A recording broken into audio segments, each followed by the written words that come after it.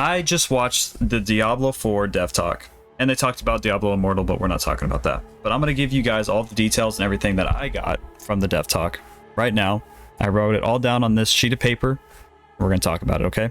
First off, in the beginning, before they even started talking about Season 1, they had some little details here and there that I think would be very beneficial for everyone. So Hell Tides are going to start dropping uniques on the patch that's going live today on 1.0.4. And the Whispering Tree caches do not drop uniques. So that is something I've just learned. I didn't know about this. You cannot get uniques from the Whispering Tree. They have plans for many seasons and expansions. And in the future, they're going to be setting up familiar schedule updates.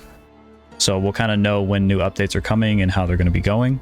And now we can talk about the season stuff. So let's jump into that. So the first thing that they talked about is the release date for Season 1, which is going to be July 20th, 2023. So at the time of this video, it's going to be in about 2 weeks.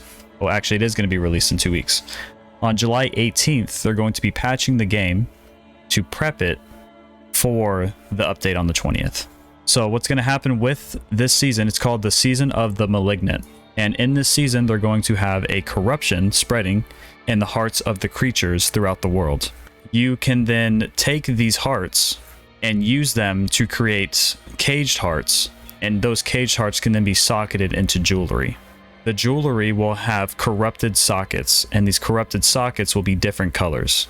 The caged heart has to be the same color as the corrupted socket to be able to socket it into your jewelry, and it's going to give you different abilities and different things you can do to create new builds in Season 1. So essentially they're their own new type of aspects is how I read that. Foreman, who's going to be the main character for Season 1, is a priest of Cathedral of Light who is not part of it anymore. He's an ex-priest, so he doesn't practice anymore. He's on his own, and he's fighting this corruption. That is going to be the main guy you're going to be talking to. When you start the season, you'll start at level 1, but you essentially will start working with him right away as if it's its own campaign. The thing though is, before Season 1 starts, you need to have your campaign done in the main story on your other characters. Once you have the campaign done, you have the option to skip the campaign, and then when you start Season 1, you can go and talk to him and get started on those. There's going to be 32 new abilities. They're color associated, and like I talked about earlier, their infected sockets have different colors on the jewelry. What's the next thing? The Season Pass. So the Season Pass is going to be released. There's 27 free tiers, and you can also purchase the premium version of the Season Pass. The thing with the Season Pass, though, is if you do purchase it, it's only cosmetic based. So there's no benefits to purchasing it. You have access to everything. The only thing you're doing is getting cosmetics. They stress that multiple times throughout the dev talk that it's only cosmetic based if you purchase the battle pass. So you don't need to purchase it unless you want to get some of those cool cosmetics. It doesn't affect your progress or your ability or any of your builds to hit harder or different builds that you want to create. So there's going to be these things though called Smoldering Ashes on the battle pass.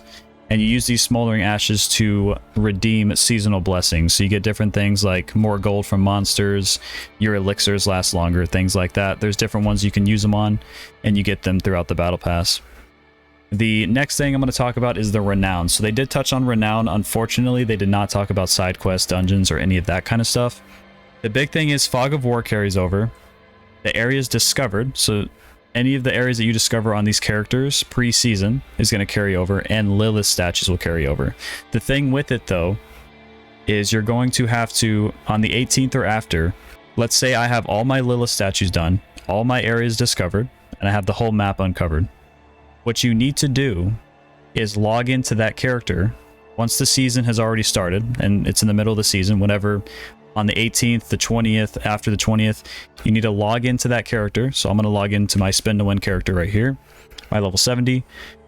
I will then, all of that progress will be then put into the system. And when I start Season 1, all of my Lilith statues, all of my areas discovered will carry over.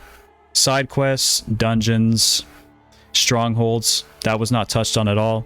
I'm going to have to assume that I'm going to have to redo all those once Season 1 starts. But essentially what happens is you are almost able to have tier 3 Renown done already, which means you can start with 10 extra ability points. You'll start with 5, go to each zone, get a little bit of Renown, you'll have 10. The season, also they talked about the season, and it's going to be 3 months long. The best thing that you can do before Season 1 starts is complete the campaign, explore the whole map, get it uncovered, and get your full, every single Lilith statue that you need, and that'll be the best way to prep for Season 1. That's all of the main information I got from the dev talk. I will put the actual video of the dev talk in the description of the video. Everything I just talked about is the main points that they touched on. There wasn't really a lot of changes for season 1 other than the malignant, the hearts and stuff that you can grab, but other than that, this is everything that they've talked about, and they're talking about diligently trying to update and listen to player feedback. That's gonna be it for the video, guys. If you enjoyed, make sure to leave a like, comment, and subscribe, and I'll see all of you in the next one.